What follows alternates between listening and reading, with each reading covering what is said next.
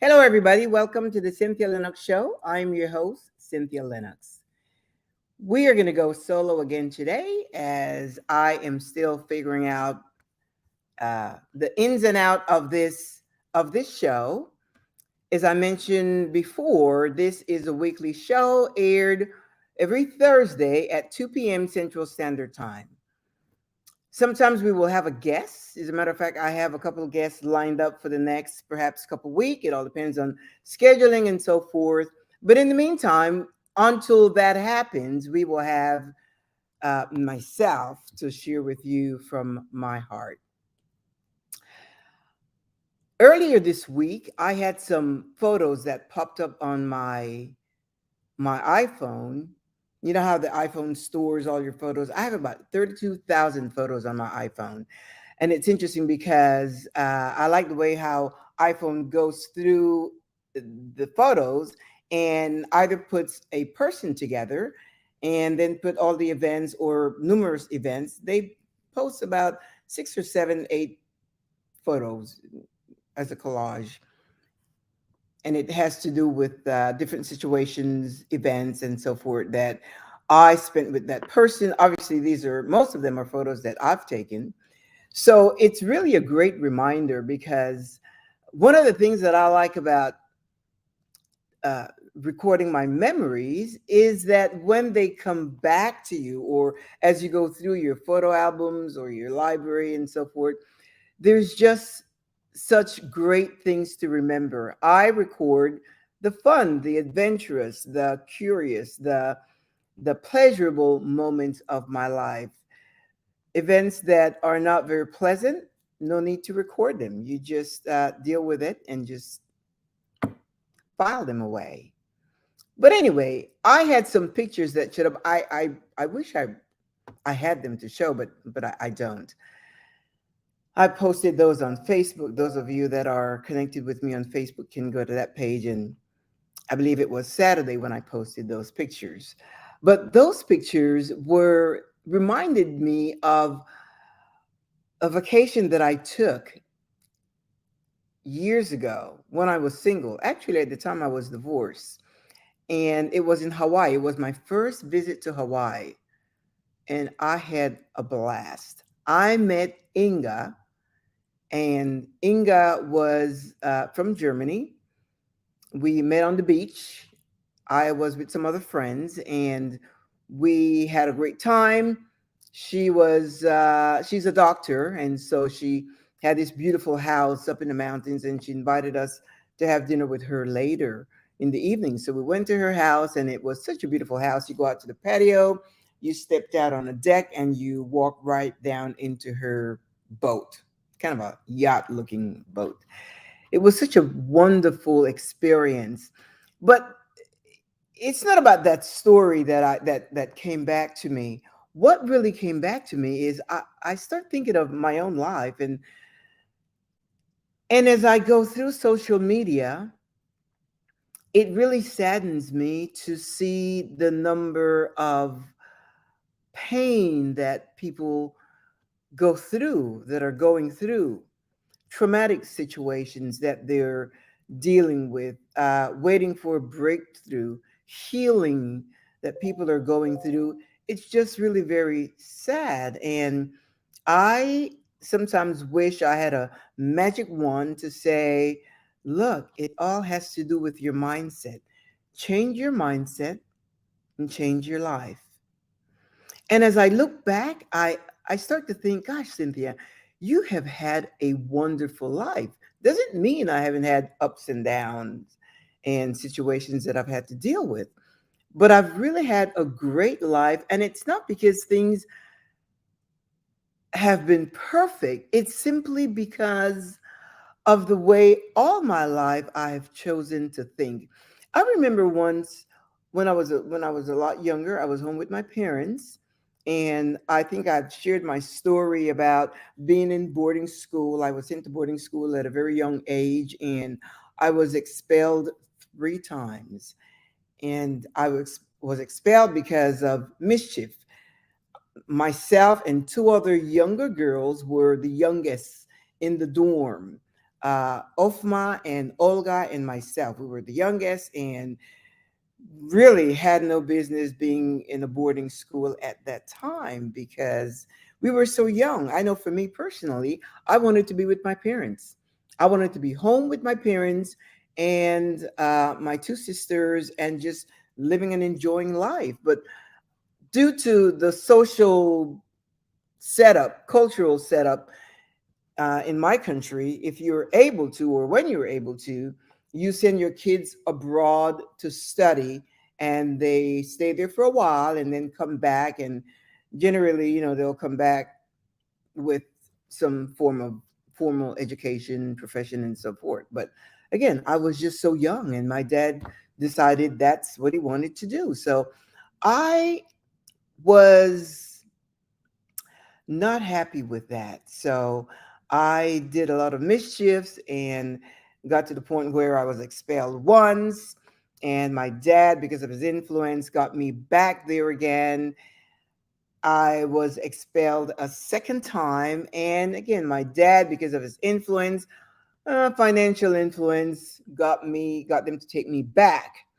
And I just could not, my whole, and I did not even know why I was behaving that way. For me, it was natural because I did not like the environment. I did not like all the things that we were subject to. It was a religious organization, and there was a lot of, you can't do this, you can't do that, you can't wear jewelry, you can't eat meat, just a lot of things that just became, it was just shocking to me.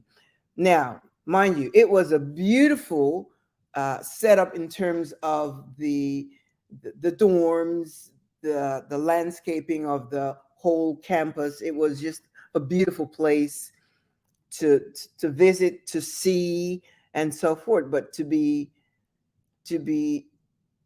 boarding there under the guidelines and such a rigid type uh, rules and regulations, and it's almost like I felt my childhood was taken away.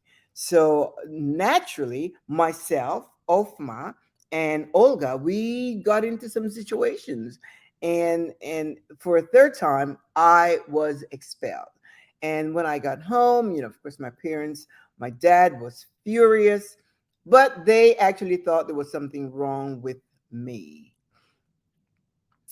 And after sending me to get mental, psychologists and so forth, they realized that I was just fine. I went to a school locally, and I excel. I became leader of the student body. They put this kind of a band around your arm, and it's COD. It's called Cuerpo de Orden y Disciplina, which is like leader of the you know student body, and you were set as an example. Someone with a problem would come to see you. If there's a situation, if there's a discord, argument, whatever, you're the one that would be called upon to resolve the situations and so forth. So that was fun. My parents, they became so proud of me because I did so well. And I remember my dad taking me out to shop one day. We went to Capri. Capri was uh, uh, uh, a huge store. They sold clothes and things of all that nature. And my dad, I'm looking at these outfits and so forth, and I'm looking at the outfits, and my dad, I look at the price, and my dad said, "Why are you looking at the price?" I said, "Well, I said this is kind of expensive." In my language back home, you would say this is dear, which means expensive, pricey. And he said, when you look at the price, it means that you cannot afford it. So just go ahead and get it, and enjoy it. You deserve it. And I start thinking about that word. My dad said to me, "You deserve it." And I don't know that he really put a lot of thought into that expression, into that comment, but he said, "You deserve it." And now that I digress. I start thinking about that word and what it meant. He said, You deserve it. Imagine that. My dad telling me that I deserve to get what I want. I deserve the things in life that comes to me. And the more I think about my experiences throughout life, it seems that I have lived a life thinking I deserve to have good things. I deserve to have good experiences. I deserve to have good friends. I deserve to have good opportunities. I deserve to have a good job. I deserve to have a good income. I deserve to have a good mate, spouse, boyfriend, partner. I am deserving of the good things in life. And that's what I want to share with you today because many of us, a lot of the social postings that I read are people that are talking about feeling unworthy, undeserving, not enough, not qualified for the best in life. And it's so sad because all of it really has to do with you. It's not what people say or think on the outside, it's how you feel about yourself. I want to unpack that a little more with you and share some things that I have learned and things that work for me. So I'm going to take a little break. I'm going to drink a sip of water, give you a chance to drink some water as well, and then we'll come back and talk about what it is that we need to do and how do we need to set our mind to understand and to know that we are deserving of the things in life that we desire and the things we want. So hang tight, take a break, and I'll be back in about 60 seconds.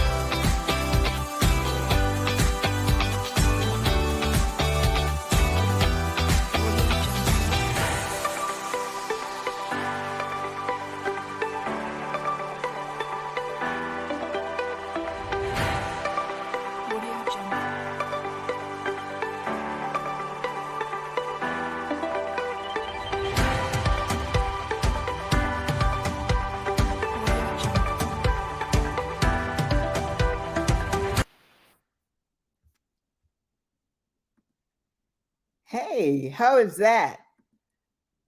Cool, huh? Anyway, we are here 60 seconds later. And as you can see, I am kind of mastering this whole virtual studio a lot better than I did when we first started. So, I can click those buttons and make things work. Anyway, we're talking about having a mindset of deserving, that you are deserving of the good things of life.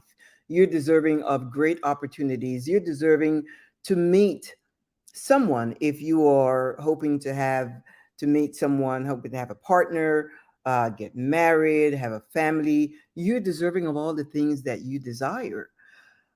But those things are only going to happen when you make a decision and when you really understand and begin to walk in that knowledge that you are worthy.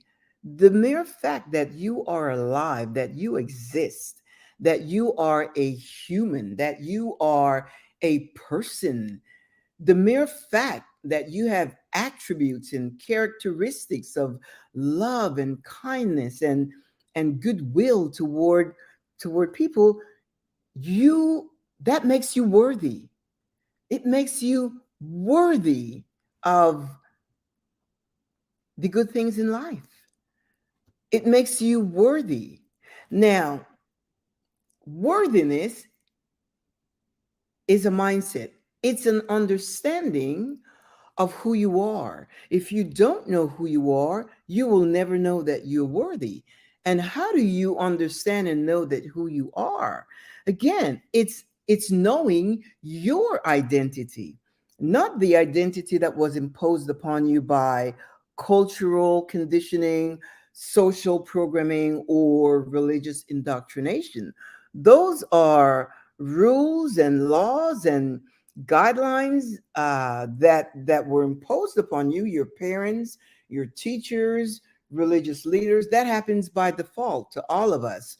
You know, your parents more than likely did a great job in guiding you as you were growing up and teaching you what they know, but it doesn't mean what you were taught serves you today, because they taught you what was taught to them. And unless you have had a journey of self-discovery, you're going to go through life thinking and acting, behaving with the same habits that your parents did. And in most cases, you see it's not working out for you. That's one of the reasons most people think, or some people think, that they are unworthy, and they have a hard time with identification. They don't know who they are. They don't know what they want. They don't know what their purpose is. I have narrowed it down. When it comes to purpose, I have narrowed it down. My purpose in life is pleasure. Whatever, whatever journey, whatever path, whatever course I choose to take, same as you, my bottom line is it must bring me pleasure. Pleasure. It's that simple. So whether I right now I am a transformational life coach, and I enjoy doing that. I get so much pleasure. You know, yesterday I sat down with a young almost graduating college student. She's on a 100% uh, 100 scholarship, 100% scholarship, high IQ, brilliant girl, bilingual. And she said, I just love sitting with seasoned people, experienced people. So I guess I'm one of those.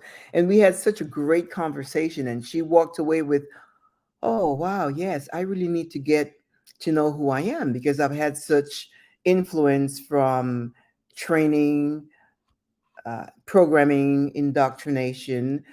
And again, it's not a matter of good or bad, right or wrong. It's just that if it doesn't serve you well today, if it doesn't give you the sense of confidence, self assertiveness, uh, the freedom of expression, where you can be as authentic as you are and be yourself, be expressive, and show kindness and take initiative in everything that you do. If you don't have that, because you think of yourself as either shy or introverted, or uh, sometimes playing small when there's really no need to. If you have something to celebrate, then you need to have the chutzpah to celebrate. And sometimes you may need to clap for yourself and celebrate yourself, and not wait for someone to acknowledge or give you any kind of validation. You validate yourself. And if you know you're doing something good, it's like, I called my husband and I said, yesterday when I left, we left this young lady. I said, honey, this felt so good, because she was so encouraged, and she just really wanted me to continue talking, because she got so much out of what I was sharing with her. It made me feel so good, and it gave me so much pleasure. So that's something that I will always avail myself to share with others. Why? Because I believe I have something to share. Yeah, I do. Now, I know that I'm not called, I am not for everyone. that is simply understood, and that is okay. But for those that can glean from my experience, just as I glean from so many people's experience, then we have formed a community. I glean from you, you glean from me. But the bottom line is, as a matter of fact, this young lady did not even think in terms of being deserving. She just ended a relationship that she was in about a month ago. And of course, there's always a struggle with that. But the more she start thinking about the controlling factors and how the disparity in thought process, because that person had not matured to the level that she needed them to, she decided that's not for me. And I said, because you're worthy of whatever you decide. And if it's someone that you can have a conversation with, someone that can meet you or stimulate you intellectually, then yeah, you need to settle that in your mind. Create a mindset that you deserve that. And she said, wow, I just never thought of that. Yeah. But the more you think of it, it becomes part of you. My husband and I have a saying that goes, things always work out for us. We say that all the time. And you know what? We have come to expect that. We have had so many situations, so many, I mean, and this happens all the time. We go someplace and, things are not right. It may not be working in our favor. And we just do what we need to do, take the steps, talk to whom we need to speak with, and things work out in our favor. I'm talking about serious things that needed sometimes the decision of a high executive to make in our favor. And because I know that decisions are made by humans, I think about that. And because I believe that I'm deserving, and we have come to believe that things always work in our favor, they just happen. And that's the same mindset that you need to entertain. Things will always work out for you. They should. The things you desire, the things you want to do, the things your hopes, your goals, your dreams, your expectations, you have to be sure that you are deserving of whatever it is you desire. I always say, as long as your desires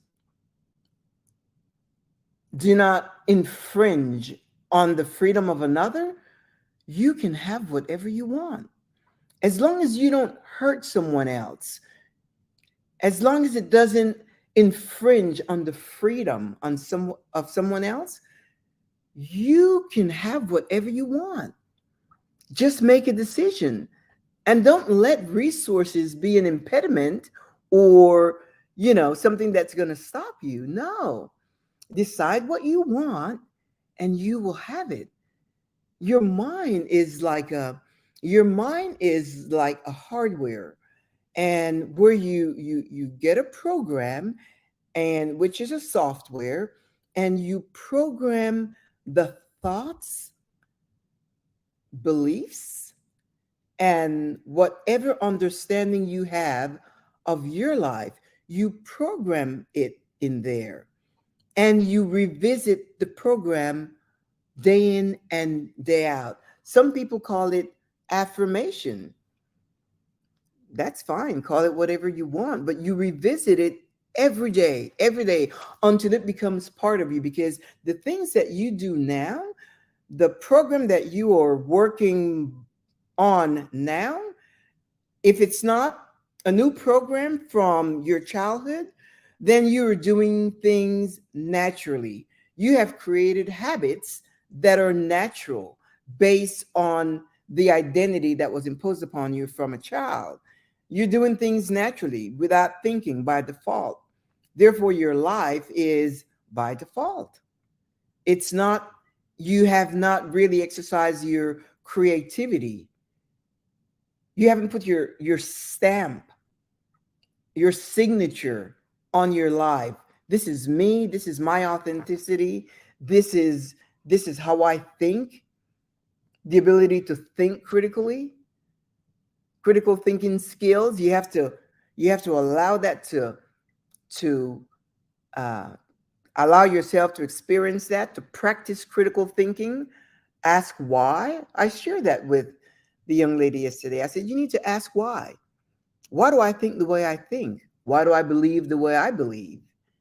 And once you understand that, even if it's what you were taught as a child, if it sets well with you, if it resonates with you, then yeah, keep it. As long as it's working for you to give you pleasure, joy, contentment, happiness in your life.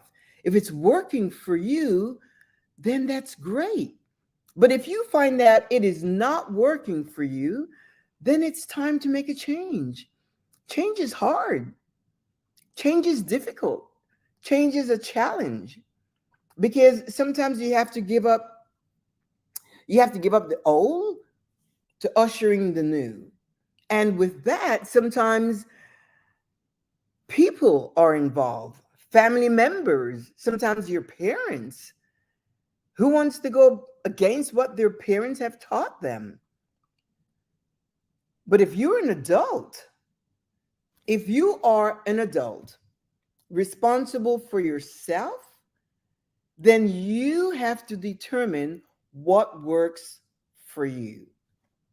Because at some point, could be that you would have children and you will impart to them what you believe, what your position is on certain things in life. And then they will have to have their own awakening, their own self discovery, and determine what's going to work for them because you have to realize they will be in another generation. Same as you are in another generation from your family. You are in a totally different generation from your mom and dad or your grandparents. Given that wisdom is good, yes, we embrace their wisdom. But the understanding is not everything works today. Not everything works today. And a lot of things are like cliche or status quo. Like people say after, I think it's after Labor Day, you don't wear white. Don't wear white after Labor Day. I don't know where that came from, but I wear white whenever I want. I'm not guided by that. Thanksgiving, what do you serve? Turkey. Well, if I want to serve lobster or chicken or filet mignon on Thanksgiving, if you come to my house, that's what you eat. It's that simple. And there is no, as I said, there's no good or bad, right or wrong. It's simply you living your true, authentic life. It's you being who you are. And this way you stay happy. You live your best life always, and you give the best of who you are to your children, to your spouse, to your family, to your friends. When you go out, you're driving in traffic, you yield away. That's something that I love to do. You want to get in? It used to be I would get upset if you don't put your signal on. Now it doesn't matter. If I see that you want to get in, I'm going to yield. I'm going to allow. As a matter of fact, I will allow 1, 2, 3 cars to go ahead of me. And that's okay. That's okay. I try to make sure that I'm not in a hurry. So I give myself some time, extra time when I'm about to travel or something like that.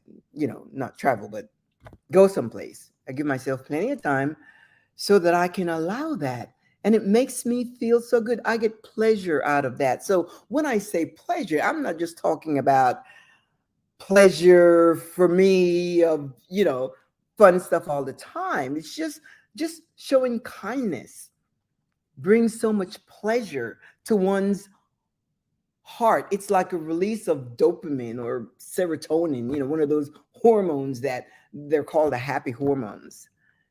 I like that.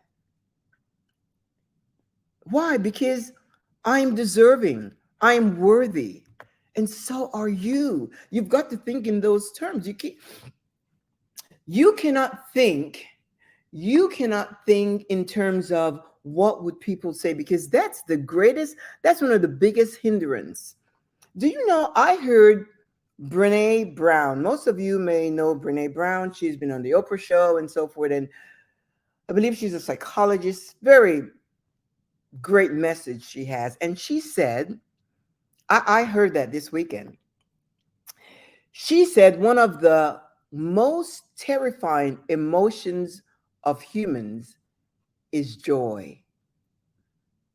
When I heard that, I had to replay it. It was an interview that Oprah did of her, and she made that statement. I had to replay it. She said, "The most terrifying human emotion is joy." I thought, wow, that's interesting. And I replayed it. And then she went on to explain that most people are afraid to express or to feel any kind of joy because they think that they're going to jinx themselves, and something bad is going to happen. So they do a dress rehearsal of of of of how they would react when something bad happens. I had to play that back several times because it that just never occurred to me.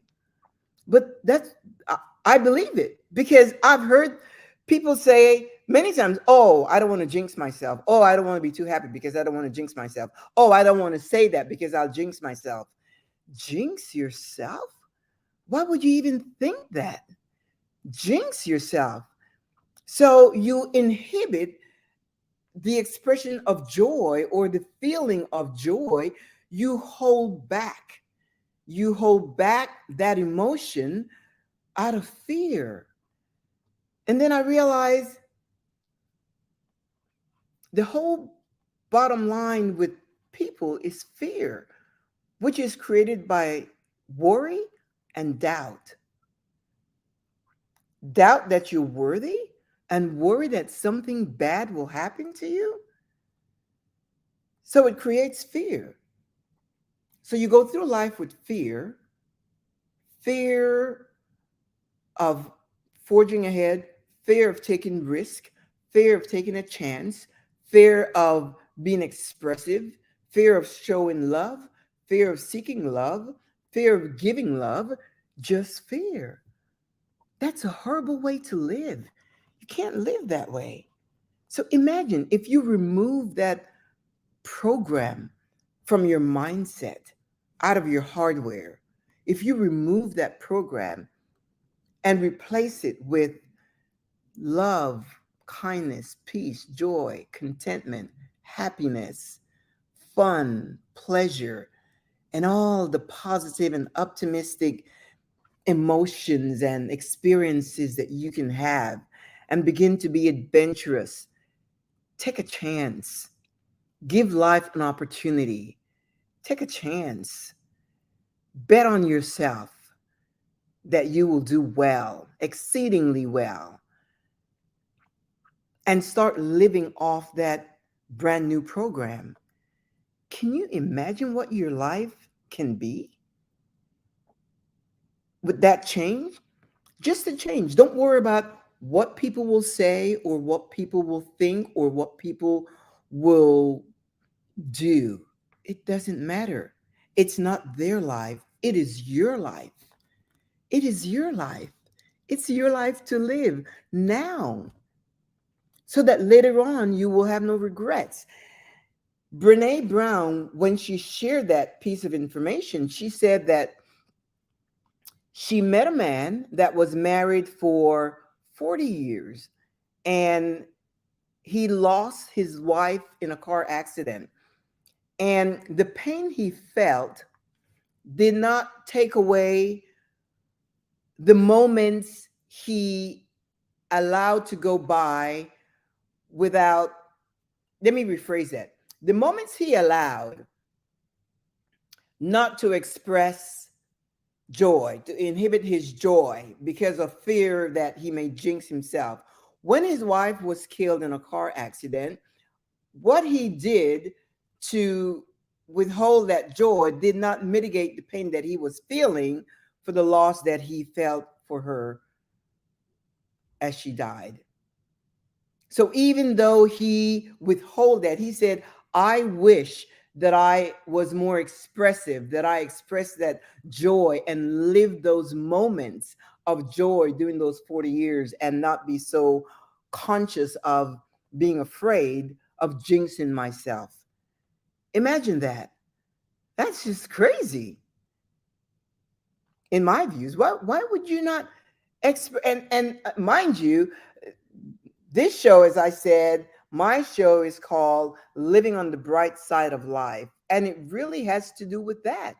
Being expressive, having the courage to express who you are and the joys that you feel in your life and the things that you are actually experiencing and be unapologetic, because I know I'm not, I understand that people, they don't want to hear about the fun that you're having. They don't want to hear about your experiences, your adventures, your vacations, your the fun that you have with your friends, with your spouse, with your family, with your kids. People don't want to hear about that too often. They may listen, but they don't want to hear about that too often because for some reason we don't celebrate the joys of life. But if you have a tragedy or something bad that happens, everybody rushes to your aid to offer thoughts and prayers. That's so weird. That is so weird. I don't, that's just not my thinking at all. And I encourage you to really change the program. If the program you're living by works for you, forge right ahead. Then you should be smiling with me right now as I'm smiling with you. Why? Because you're happy, because you're full of joy and happiness and contentment. You are happy. But if there's some angst in your inner intuition, you're feeling on the inside, if there's a feeling of unrest, if there's a feeling of something is missing, something is not right, something is missing, then it is. Then it is. Something is missing from your life. Something is missing. And I encourage you to develop the courage to make a decision. That's all it takes. A decision to change the program. Now, yeah, it's going to be challenging because to go along to get along is easy. Why? Because you're living the status quo. You're living by default. You're doing what society expects, what you do what the traditional norm.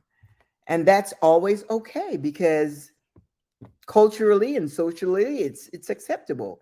But the minute you seek to go outside of that, and I mean your immediate social circle, which is your family, your friends, your even your kids. If you decide to dress a certain way or have a certain hairstyle or do pink and yellow and purple in your hair or do a tattoo, that is totally, sometimes that's just may not be your immediate culture. But if it's something you like, and if you are an adult responsible for yourself, then give yourself permission to be your true, authentic self. Don't wait to be affirmed. Don't wait for permission. Don't wait to for someone to tell you it's okay. No. If you choose to do that, that's up to you. But if it's something you want to do, and again, if you are an adult responsible for yourself, then yeah, go ahead and do it. Go ahead and do it by your own decision, not by the decision of someone else, but by your own decision. I'm going to leave you with that today. To know that you are worthy, to know that you deserve a good life, to know that your dreams, hopes, and expectations and your goals, if you can dream it, you can have it. You just have to know and accept that you are worthy. You are worthy of the things that you can dream of and the things that you can imagine. Change the program and change your life.